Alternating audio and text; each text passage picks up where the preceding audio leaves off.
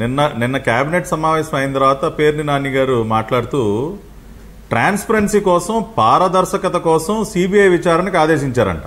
అంటే మీడియా వాళ్ళు ఒక ప్రశ్న అడిగారండి, అయ్యా మీరు సిట్ అన్నారు, తర్వాత సిఐడి ఇన్వెస్టిగేషన్ అన్నారు, అధికారులకి సన్మానాలు చేస్తా అన్నారు, మరి అవన్నీ ఏమైపోయినాయి సార్? ఇప్పుడు మీ సిట్ ఏమన్నా చేతగాంది అయిపోయిందా? సిబిఐకి ఎందుకు ఇచ్చారు అని అడిగితే పారదర్శకత కోసం సిబిఐకి ఇచ్చామని చెప్పారు ఆయన. మరి వాళ్ళు అదే పారదర్శకత అచ్చెన్నాయుడు గారి విషయంలో ఎందుకని అమలు చేయట్లేదు అనేది ఇప్పుడు మన ప్రశ్న.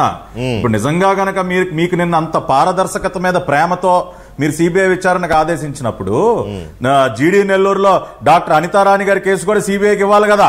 ఒక దళిత మహిళా డాక్టర్ పైన దాడి జరిగింది, సాక్షాత్తు మీ ఉప ముఖ్యమంత్రి దానిలో నిందితుడిగా ఉన్నప్పుడు అది సిఐడికి ఎందుకు ఇచ్చారు? అది కూడా సిబిఐకి ఇవ్వాలి కదా.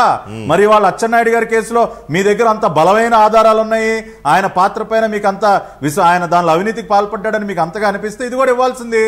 ఇవన్నీ కూడా ఇందాక శ్రవణ్ గారు ఒక మంచి మాట అన్నారండి, అడ్వకేట్ గారు. బాల్ వాళ్ళ చేతిలో పెట్టుకుని ఏదో రకంగా ఒక రకమైనటువంటి సునకానందం పొంది రేపు అసెంబ్లీ సమావేశాల్లో ఏదో తెలుగుదేశం పార్టీని డిఫెన్స్ లో పడేయాలన్న ఒక ఆలోచనతో అచ్చెన్నాయుడు గారి పైన ఒక కక్ష సాధింపు ధోరణితోనే ఈ అరెస్ట్ని అక్రమంగా ఎటువంటి కోడ్ ఆఫ్ ప్రొసీజర్ ఫాలో అవ్వకుండా ఈ రోజున అరెస్ట్ చేయడం జరిగింది. దీనిలో రెండో ఆలోచన లేదు. ఇవాళ ఈ రాష్ట్ర ప్రభుత్వం పరిస్థితి ఎలా ఉందంటే వెంకటకృష్ణ గారు, వీళ్ళు ఈ ఎంక్వైరీలు పరంపర కనుక మనం చూసినట్లయితే ఇవాళ సిబిఐ అన్నారండి నిన్న కేసుల్లో. అంటే ఇది అచ్చెన్నాయుడు గారి విషయం కాకపోయినా నేను ఒక పాయింట్ చెప్పదలుచుకున్నా. సిట్ అన్నారు, సిఐడి అన్నారు, సిబిఐ కూడా అయిపోయింది. ఇప్పుడు ఇంకొక 6 నెలల తర్వాత ఇంకో కేబినెట్ సమావేశం పెట్టి జగన్మోహన్ రెడ్డి గారు ఇంకొక తీర్మానం చేస్తారు సార్. అదేమనంటే తీర్మానం చేసి డొనాల్డ్ ట్రంప్ గారికి పంపిస్తారు. అయ్యా ఎఫ్బిఐని పంపించండి, కొద్దిగా ఎఫ్బిఐ విచారణ జరిపించండి మా రాష్ట్రంలోనే డొనాల్డ్ ట్రంప్ గారికి ఒక తీర్మానాన్ని పంపిస్తారు.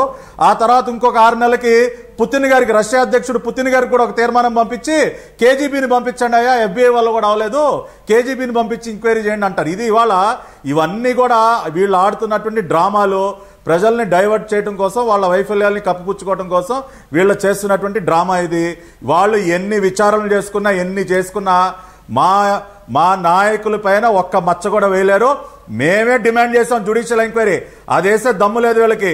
ఇవాళ అచ్చెన్నాయుడు గారి విషయంలో కూడా నేను ఒకటే చెప్తా ఉన్నా, అచ్చెన్నాయుడు వెంకటకృష్ణ గారు ఒక 2 రోజులు ఏమన్నా వాళ్ళ పైశాచిక ఆనందం తీర్చుకోవడం కోసం ఆయన ఏమన్నా ఇబ్బంది పెట్టచ్చేమో కానీ ఇవాళ కాకపోతే రేపైనా అచ్చెన్నాయుడు గారు శాసనసభలో అడుగు పెడతారు, జగన్మోహన్ రెడ్డి గారిని నిలదీస్తారు.